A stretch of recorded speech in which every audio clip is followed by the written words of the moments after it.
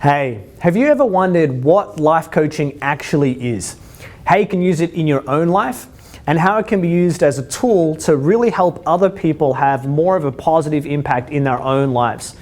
If you've ever wanted to know the answer to those questions, I'd love to share with you a real coaching framework right now, and we can use it straight away.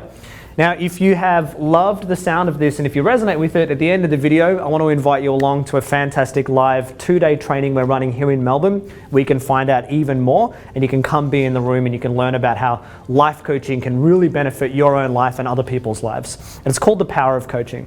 Now, this 3-step framework is, first of all, developing awareness, helping people with acceptance of what they're now become aware of, and then what happens next, the actions that need to be taken. And so I'd love to share with you exactly how this works. So step 1 is, how do you help people develop more awareness? Awareness is everything. If you don't have awareness, you don't know what to change. So a really simple example is, imagine you've got bad breath, but you don't know you've got bad breath. You can't change it until someone actually points that out and says, hey, you got bad breath. You go, oh, thank you so much. Now you've got opportunity. So with awareness, we have the opportunity to actually do something. Without awareness, there's nothing we can do about it. So how does this apply to real life and problems? Well, when it comes to awareness, there's the presenting problem, and then there's the root cause problem. And what most people do in their lives is they're never actually aware of the root cause problems. They're only just solving the surface problems. And I'll give you an example of a client that I worked with. So I had a client of mine, her name was Meredith, and she lost 50 kilos. So that's absolutely amazing. 50 kilos. She went to the gym, she changed the way that she ate, and she lost 50 kilos. Now that, interestingly, was the presenting problem. And now, because I used to be a personal trainer before I was a coach, this is way before I actually knew any of this stuff. I didn't know about this model. So I didn't know to go deeper than the presenting problem. I only knew the presenting problem, and that's where most people are. And when you don't go and fix the root problem, I'm sure you already know what I'm about to say. I didn't see Meredith for 2 years. 2 years later, unfortunately, you know it, should put the weight back on. And this is what most people experience in their life. I call it yo-yo life, or yo-yo problems, or like yo-yo dieting. So you're able to solve the problem, but the problem comes back. And this is what my client had experienced. Now, the reason why this happened is because she wasn't aware of the root cause problem. Didn't even know it was there. Only could deal with the surface problem.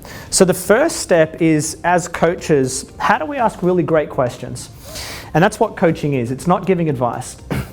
It's asking questions. How do we ask really great questions to develop a deeper level of awareness?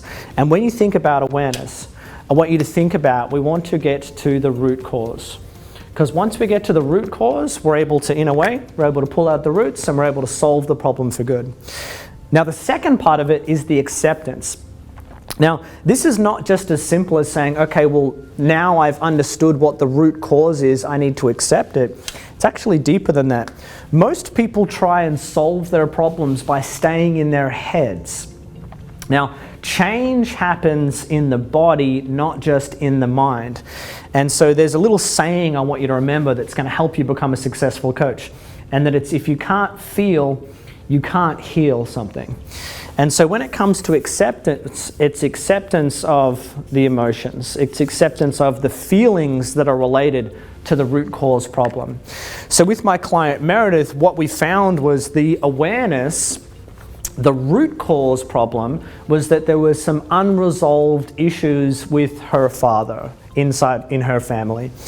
And the root cause, once it was discovered, what we needed to do is we needed to accept, okay, that was the actual problem, and what was there was some anger and some sadness, and that needed to be felt. Once we feel what has been felt, I would say, think of these two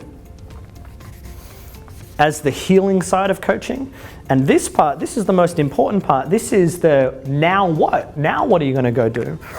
And then this part of coaching is centered around taking actions. And we want to take actions to have a better life. So once we've healed what we needed to heal, once we've got unstuck from what we wanted to get unstuck from, now we want to go and experience these new changes. So with actions, we want to develop things like confidence.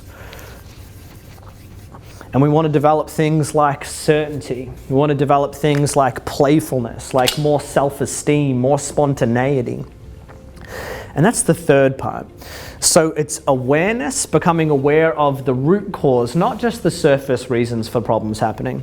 It's then accepting the challenges and really learning how to feel what needs to be felt. We do a lot of work in our school on how to help people feel things.